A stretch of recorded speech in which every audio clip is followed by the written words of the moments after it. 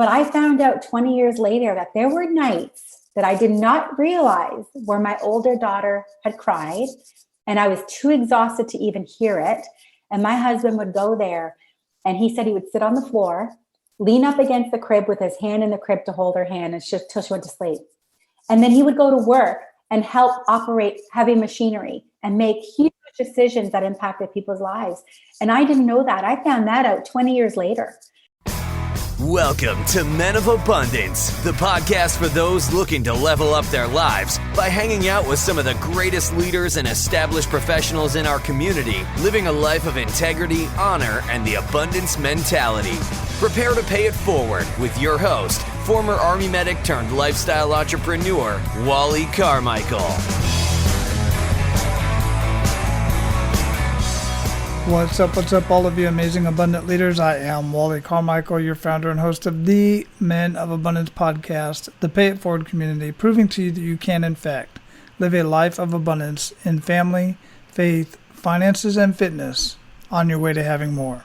As usual, with most conversations that we have here on Men of Abundance, we will be talking about entrepreneurship, because entrepreneurship is just one of the greatest ways to find true freedom in your life. But primarily today, we are going to be talking about family.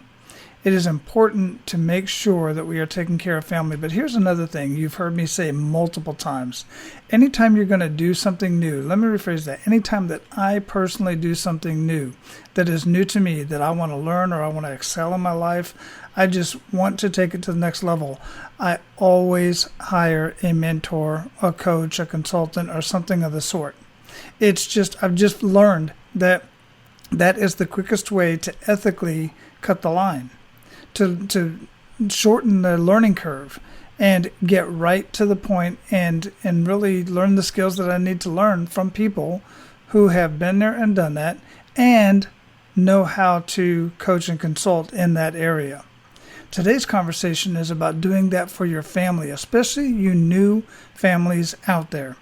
If you are a new family and expecting a baby, or at some point in your relationship want to have a baby, or you know somebody that's in that situation, or even if you're getting ready to have another baby, I'm telling you right now, today's conversation is going to be for you. But don't close this up if you are not in that category. Because again, like I said, we are talking about entrepreneurship. We are talking about living a life of abundance.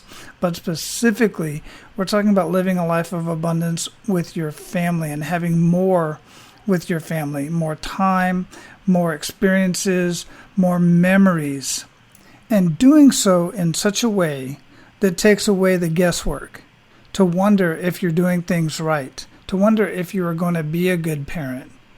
We can take that, at least that little bit of stress and anxiety away from you through today's conversation.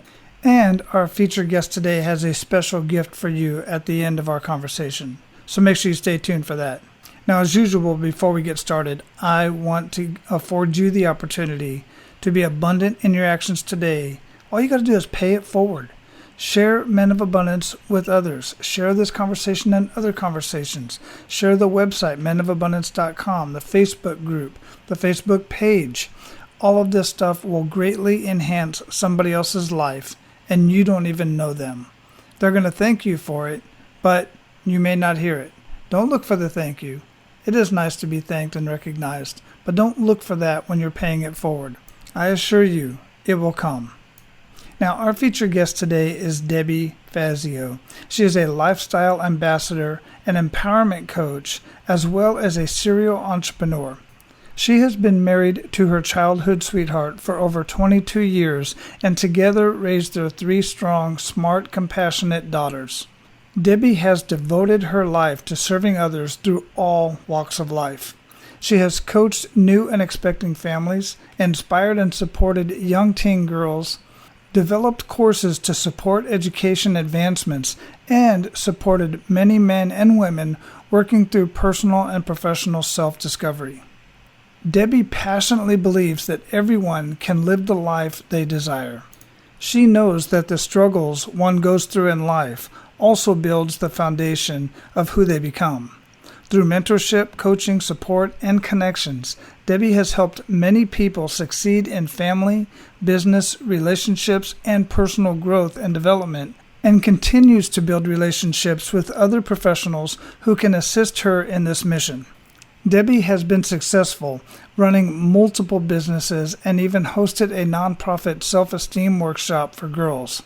She believes in the power of the universe and that anything is possible with determination, grit, imagination, and heart. She inspires people to use their challenges as lessons to propel them forward so that they can step into their greatness and live life to their fullest potential. Be sure to check out the amazing gift that Debbie has for you over at moa.babeez.ca. That's moa.babeez.ca. Or, as Debbie would say, because she's in Canada, that would be moa.babeez.ca. Men of Abundance, it is my pleasure to introduce you to Debbie Fazio. Debbie, welcome to Men of Abundance. How are you doing today? I'm good. Thank you so much for having me. Oh, it's such a pleasure to have you. It's always a pleasure to have a conversation with you anyway. Where are you at in the world? I am in Ontario, Canada. Well, I haven't made it to Canada yet, but we do plan on it sometime soon once everything kind of calms down and we're allowed to do that and travel we're around. We're calming 13 degrees here, so. Well, is that Celsius? Is that degrees or that? 13 degrees is very low. That's like high 60s, I believe. So no, 60s I can handle. I can do that. But 13 degrees, no, man, no, not Celsius. It's different from where you're at, for sure. For sure, most definitely. I think this morning it was 76. I think right now is 73. Yeah, so it's not too bad. Not too bad. Better than here. Absolutely. Well, I like to start out with an attitude of gratitude. What do you have to be grateful for today, Debbie? Gosh, I think I wake up every day now with the times that we're in, just really being thankful for our health and my family's health and being able to have a life where I'm able to actually work from home and not have to worry about heading out to some of the dangers we have here going on in Canada. Yeah, absolutely. It's a lot to be grateful. Our health in general is a lot to be grateful for to begin with, but especially with everything else that's going on right now. And it's different all over the world. My wife's originally from Panama, and things are so different in Panama than they are here in Florida. Even within the United States, things are different from state to state. So I am truly blessed in that way, and I know you are too. That's a lot to be grateful for. Absolutely. Well, we're going to get into what you do professionally, which I personally love. And when I first met you, I had no idea that was even a thing, a service. And it's such an amazing service for sure that many will be interested in, I'm absolutely sure. But before we get into what you do professionally, we like to get to know the person behind the abundance. So if you would, share with us, how would you describe yourself? Yeah, I think the biggest thing about me is I'm stubborn. And, when I was younger, people thought that was a bad trait. But now I believe in my adulthood, that's a great trait to be stubborn because it really gives me that drive, that motivation, that grit that's needed when you are an entrepreneur to push through all those roadblocks and hardships that we go through. So the stubbornness really is one of those big traits that I have. But I'm proud of that because it has allowed me to accomplish a lot of things that wouldn't have been if I had given up.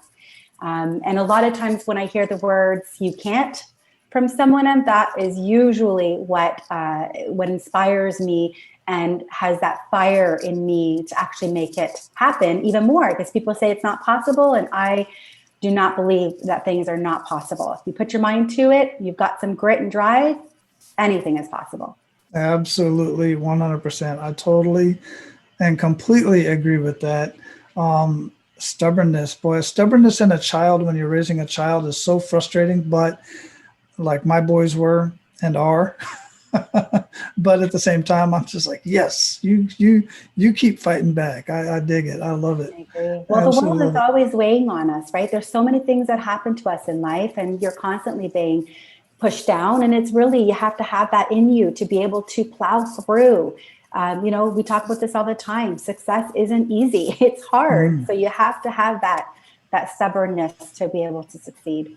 Yeah, for sure. Especially again with everything that's going on today, with lockdowns and it just looks like so much is stacked against the small business that many, quite frankly, as we were talking before we started recording here, many are quitting. Many are using this as just like they did in 2008 here in North America, the real estate crash. A lot of businesses, they just said, okay, that's the sign. I've been wanting to give this up anyway, so I'm going to give it up. But those that are fighting are going to do extremely well over the coming years.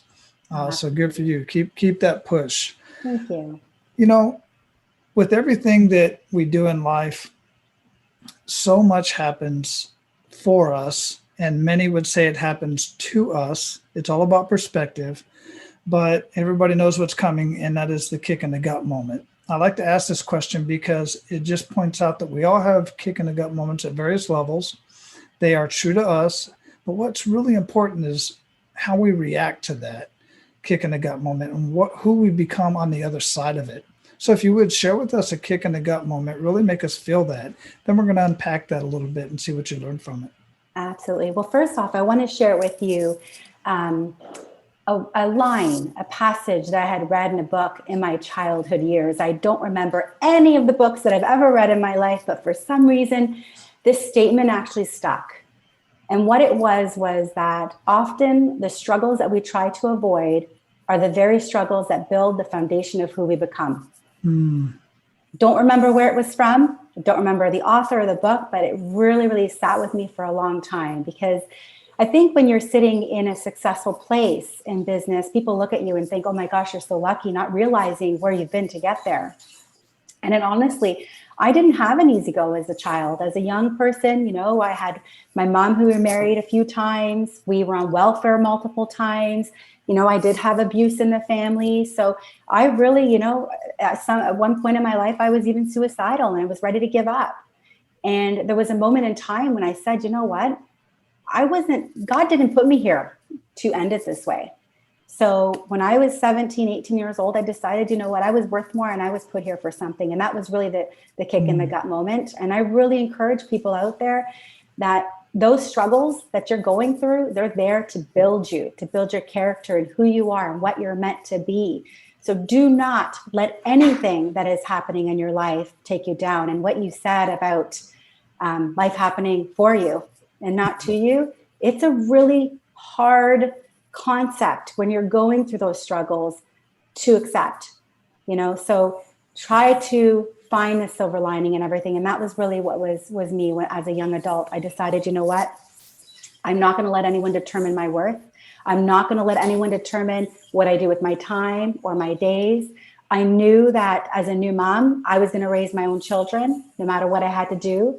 I started businesses to be able to afford that, to be able to stay home and provide some income to our family. But it took that grit. It took that stubbornness. It took that no matter what I'm going to do it attitude, even though I came from a really, really crappy childhood. And that's probably the biggest message that I give anybody out there really is no matter where you're coming from, there's a reason you're here. Find that reason. It's in your gut. It's in your heart. It's there, and make it happen. Yeah, and I feel the only way to really, or one of the greatest ways to really find that reason is to explore and experience as much as possible. I think it's a quote from Jim Rohn. He would say, don't ask for things to be easier, ask for you to be stronger.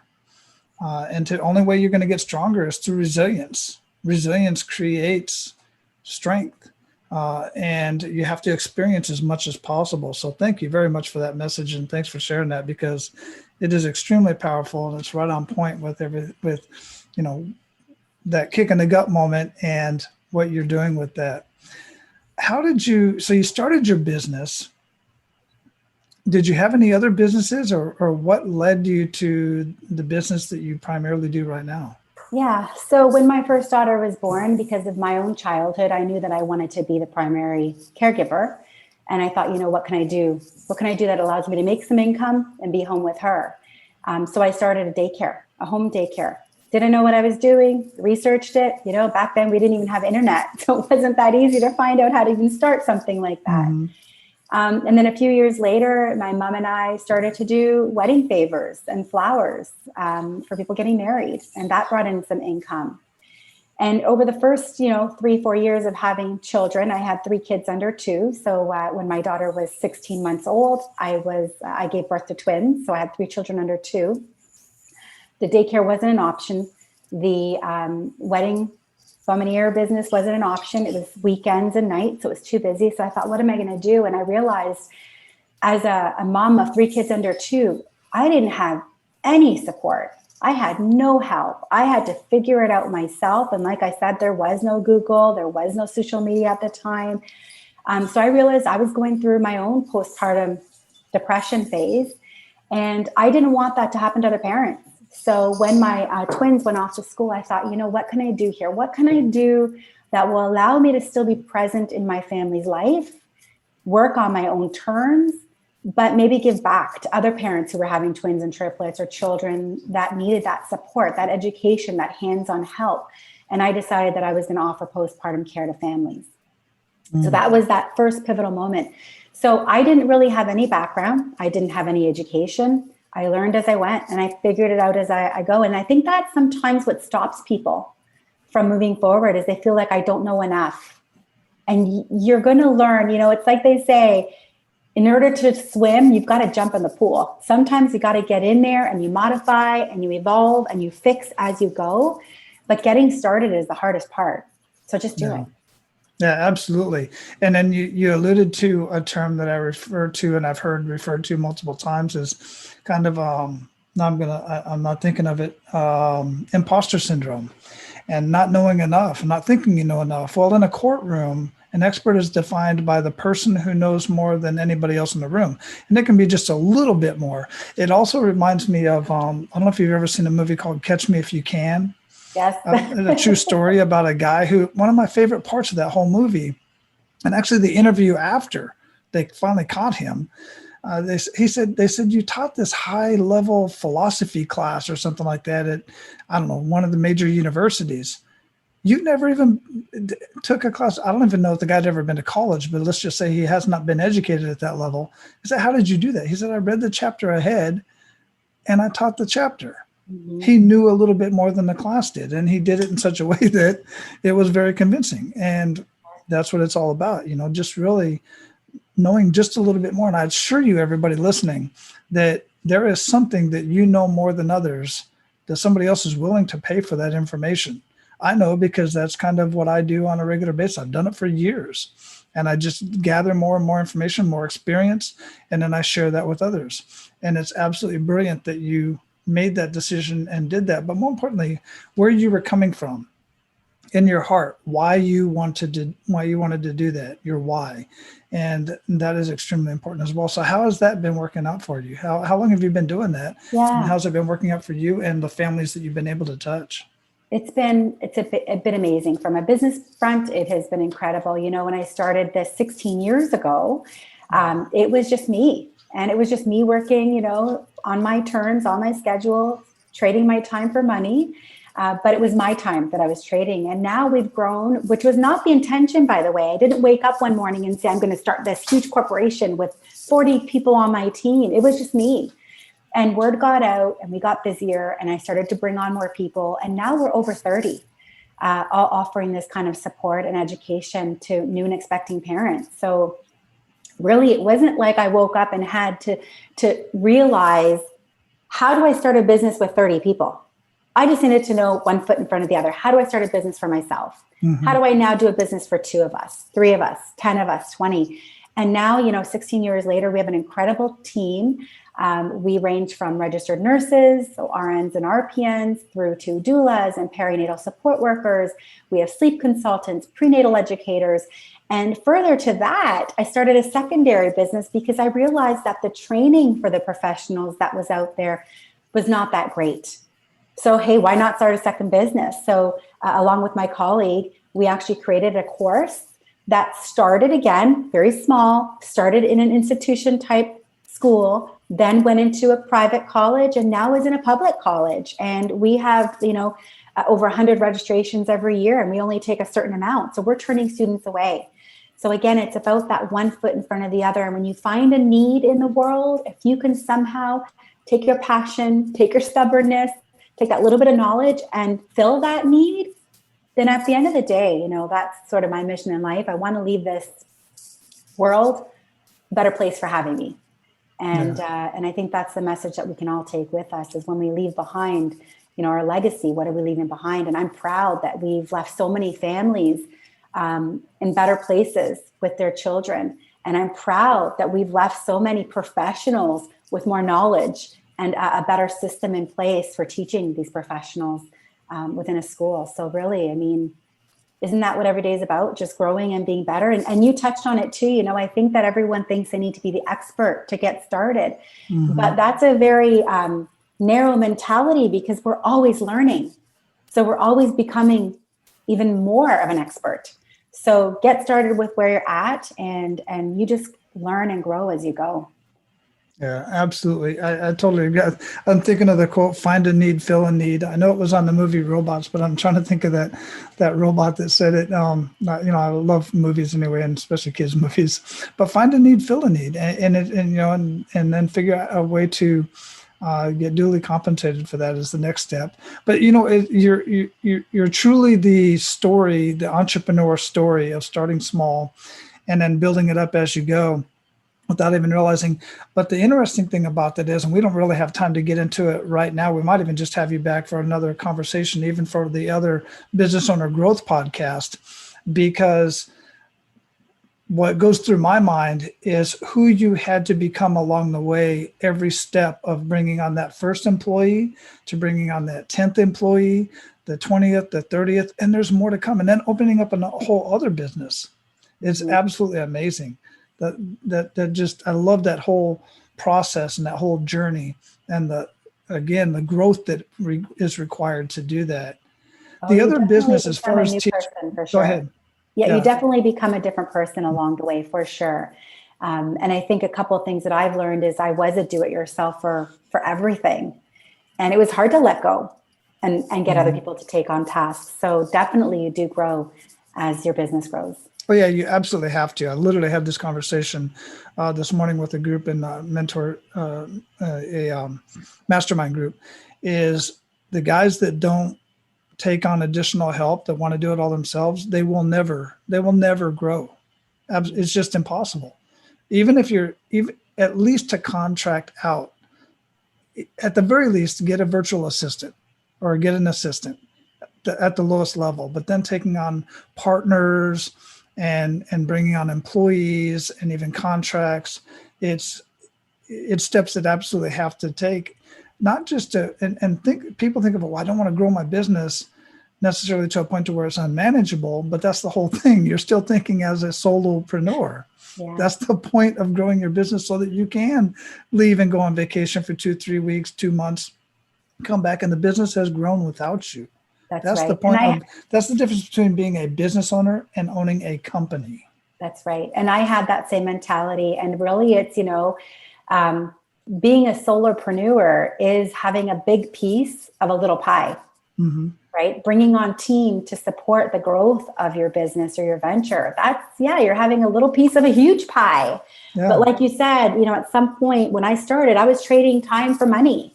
And now my business, because I've brought on some strategic people, it's growing, not necessarily with me having to trade time for money. Now it's just kind of snowballing on its own. And that's what we want at the end of the day. We still want to be involved, but, you know, thinking about my current businesses, I have a passion for supporting new moms, but in all honesty, if it was still just me offering the, you know, postpartum in-home support and I didn't bring on a team, I certainly wouldn't be able to manage this company the size it is. I certainly wouldn't be in, you know, teaching professionals how to do what I do. I wouldn't have had that secondary business. And I do offer some business coaching as well. So if you are constantly trading time for money, it doesn't allow you to grow and start to give back to people who may need your expertise. So you definitely want to recognize that when it's time to grow and expand and bring on new blood to help you. Yeah, absolutely. Because listen, people, those of you who have a service business or even a product business, there's people out there that need your products and services.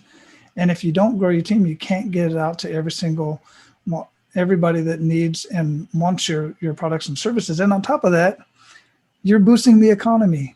You personally are boosting the economy by hiring other people and, bringing on employees. It's just a beautiful thing all the way around. So good for you. One of the things I would like to know is a couple good news stories. We're not going to use any names or family names or anything like that, but I would really like to hear a couple stories that really just kind of stick with you of the work that you do. By one of your top services is really, I think about the military family. I'm going to get to the question in a minute.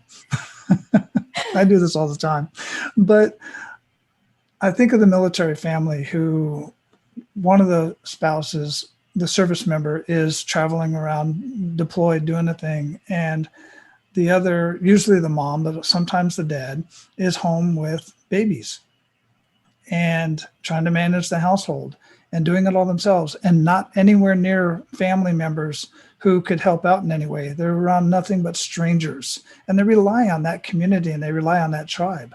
But sometimes it would be beneficial for them to bring somebody else in, like a service like yours. So explain to us what a service like yours does, and then share with us one or two good news stories that's come out of that. Yeah. Well, we've grown in the services we offer. So we offer everything from prenatal and parenting classes right through to labor support through pregnancy, birth, and labor and birth, to sleep consulting. And one of the biggest ones is our postpartum support that we offer in home to clients. We'll either go to the hospital if they need help there, or we'll be in home to help with their new babies. So we offer lots of services to really be the village, because you know what? Unfortunately, the concept of the village is gone. Families live across the world. People are retiring much later in life. So now the grandparent that you are relying on is still working. They can't help you. So demographics have changed so much that people are left at home raising their kids by themselves. And like you said, mostly moms. But the biggest message that I'm giving people, that I'm really just being very blunt about, is if you're trying to care for your baby alone, you're doing it wrong. You need the village. Having people help you, having people support you or educate you does not make you fail or less of a parent. That is what you're supposed to do. It's been like that for hundreds and hundreds of years, where we relied on other generations to help us be parents and take care of our little ones. But for some reason in the last 10 years, it's become where we as parents feel like we need to do it by ourselves. And if we get help, we're doing it wrong. So that's not the case. So we want to be that source. We want to be where we can step in, whether it's during your pregnancy and labor, or whether it's during those first, few months of life with your newborn, where parents are able to focus on some sleep. So we will actually hands-on take care of baby overnight so that mom and dad can rest, or parents can rest. Sometimes we're taking care of the new parent. Sometimes we're making lunches or prepping dinner so that the family can have some nutritious food. Sometimes we're taking the dog for a walk so that the family doesn't have to worry about that. Sometimes we're doing laundry or sterilizing baby equipment.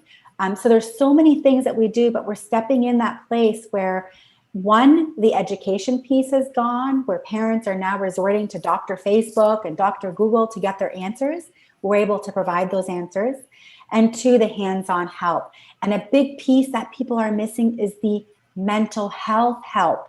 Having someone there with you, talking to you, coaching you, guiding you, building your confidence as a new parent, and even just being hands-on help so that you can sleep.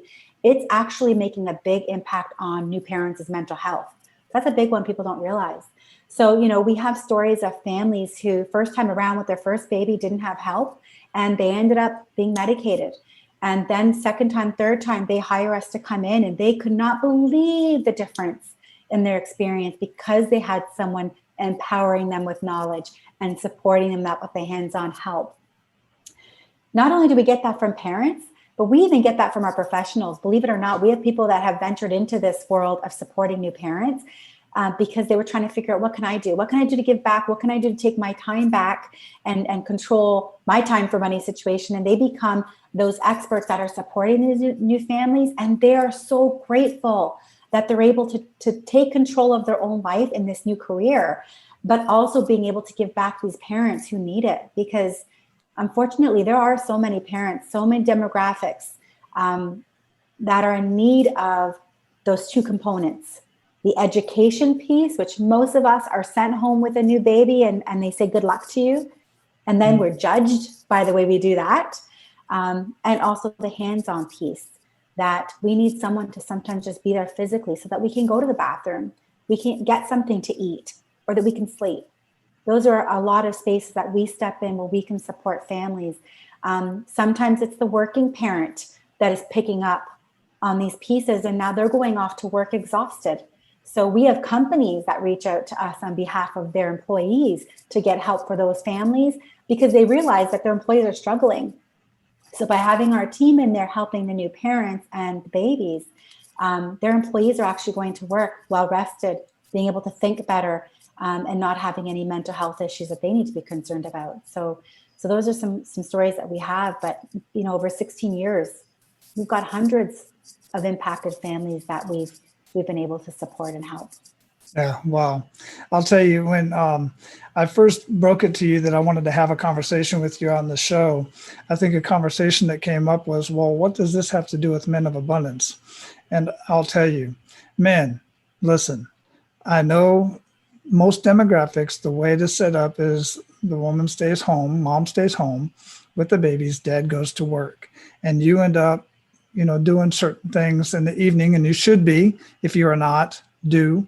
You need to take up some of that slack too, come home and give mom a break. But listen, this type of help is part of being a man of abundance. And one, asking for help. We talk about certain topics on this podcast and other podcasts, specifically with my military background, and asking for help. Because if you have mental issues, if you're thinking suicide, if you're having a hard time in life, things going on, get in a village, get in a tribe, ask for help. This is the same thing. And you need to pay attention to your spouse and pay attention to how tired they are and how they think, well, I should be able to figure this out. No, we have certain instincts. Yes, of course. But there are certain things that we just can't figure out on our own. We need ancillary help for. We need to get the experts in, and that's one thing you've heard me harp on so many times. So being a man of abundance is taking care of your family. This is one of many ways to do so, and I think it's a huge way. Some of the stuff you just mentioned, Debbie, is huge. The time, the ability to sleep, the ability to go out with your spouse, with your loved one, and just have a night out, or a morning out, or an afternoon out, or just go sit in the backyard while somebody's taking care of the baby. Whatever you got to do, that time is extremely important.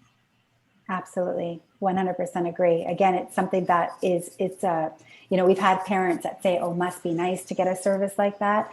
This isn't a luxury type service. This is something that really every family should have access to, even if it's only for a couple of days, or one day a month, just to kind of recoup and get that sleep and that rest back and that self-care. But yeah, we talked about this as well, Wally, where a lot of times the woman or the mother won't go and research the help because we feel like if we are asking for help, we're failing.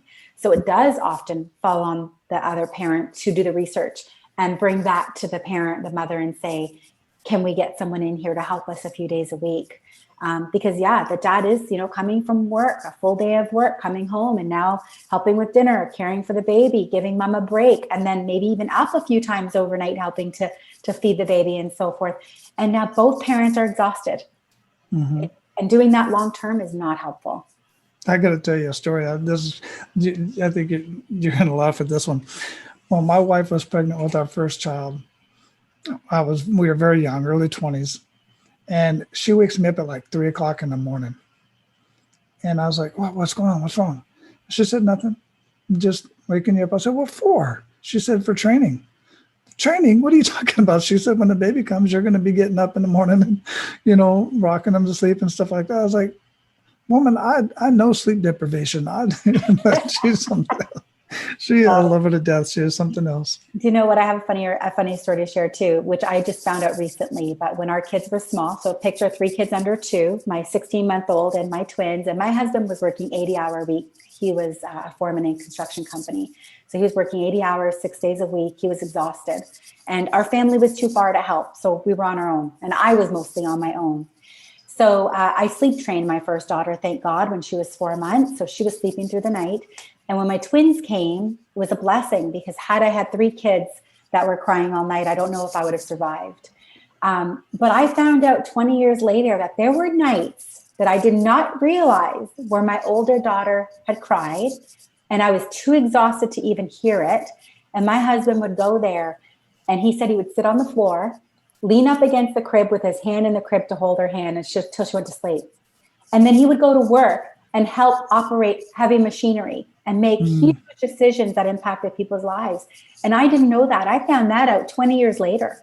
Wow. So we definitely live from a do-it-yourself society. And even when it comes to parenting, we're still thinking we have to do it ourselves. Yeah. Well, those of you listening right now, you know you don't have to do it yourself anymore. And if it doesn't fit your particular life journey at this point, make sure you share this with others, because you know somebody else out there is going to want this information.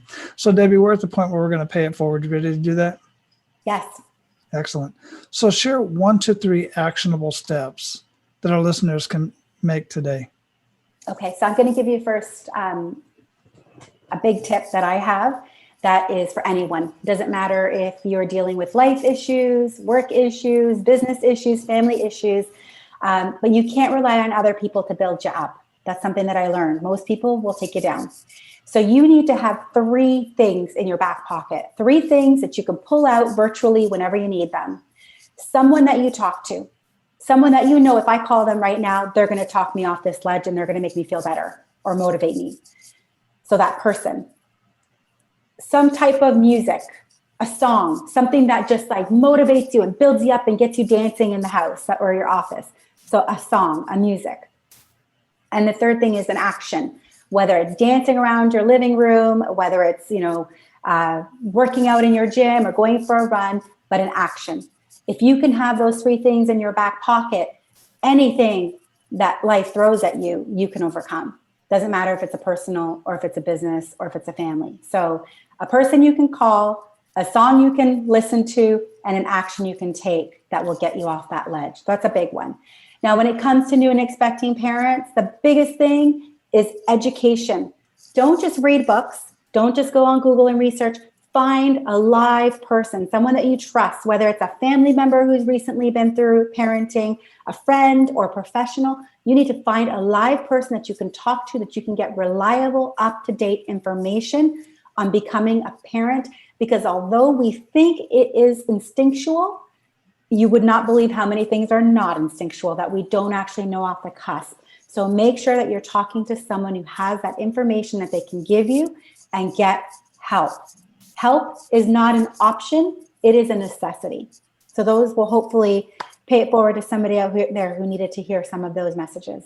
Wow, that was absolutely amazing. Absolutely amazing. That first one, I've asked that question well over 300 times, and I've never gotten anything like that. I love it. The simplicity in it is very, very powerful, extremely powerful. It's up to you guys.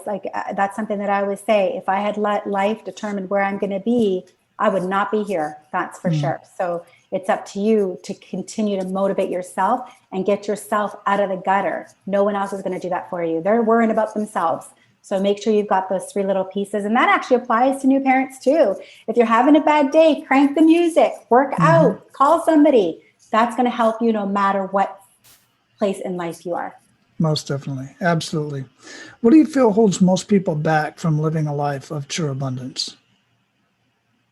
I think a big one is just doubt. Doubt is huge. And when you let doubt take over, you're going to believe that you can't do anything. And that is probably what halts people the most, is doubt. Yep. We've all been put here for a reason. A good example is my husband. My husband is not entrepreneur material, but he is my biggest cheerleader.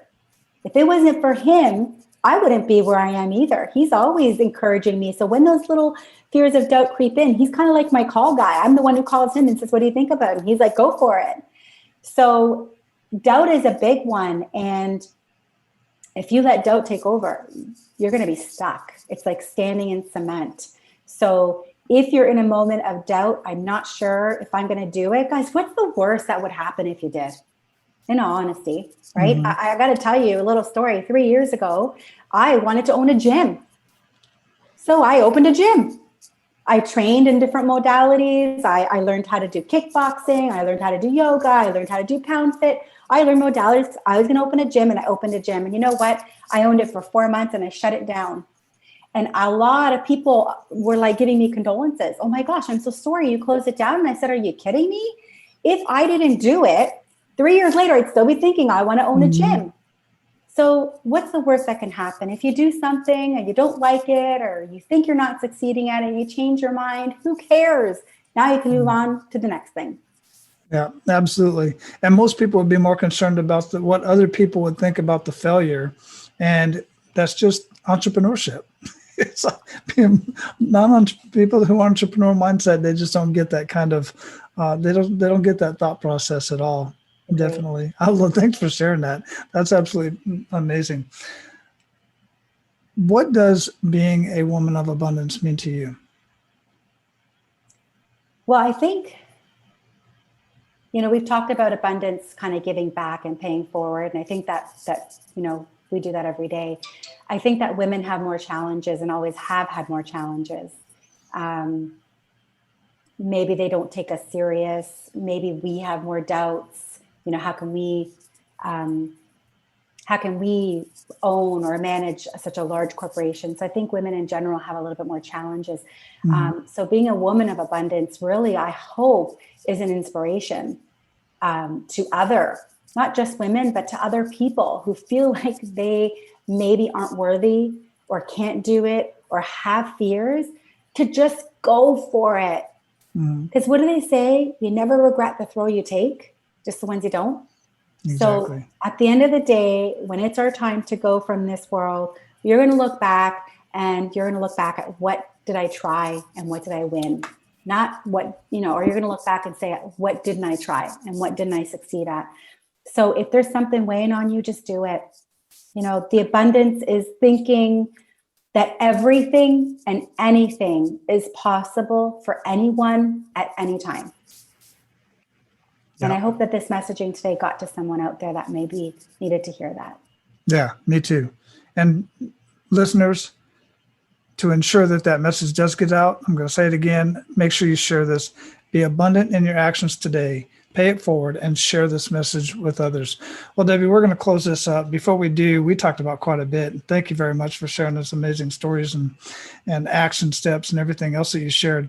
What did we not talk about you want to ensure that our abundant leaders get out of our conversation today? And how can we get more of you? Yeah, so I think the biggest thing really is whatever your journey is in life right now, whether you're starting a new business, whether you're a new venture, or you're a new parent or expecting a baby, get help. Wally, I reached out to you for help. That was a hard thing for me to overcome, but I think that's the biggest thing is until we actually ask for help, we can't move forward. So that's a big one. And especially if you're a new parent, just know that the help is here. Absolutely. Thanks for sharing that.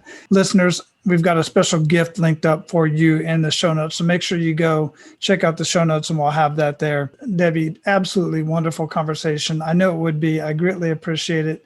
Go out, live your life of abundance, and keep paying it forward. You're making one hell of a difference, and I greatly appreciate it.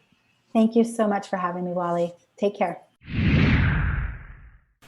All right, abundant leaders, that's what we have for you today. I'm telling you, that was absolutely an amazing conversation. I got so much out of that conversation, and I've known Debbie for a couple of months now, so I greatly appreciate her insights.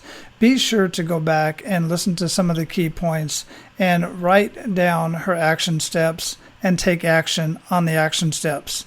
That is your part of your action step for today. The other part is to make sure you go check out our free gift at moa.babeez.ca.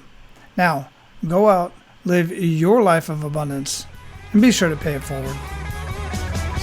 That's all for today, Abundance Leaders. For more about our guests and the powerful information we shared with you today, be sure to sign up for our mailing list at menofabundance.com. We appreciate your time and look forward to hanging out with you on our next episode.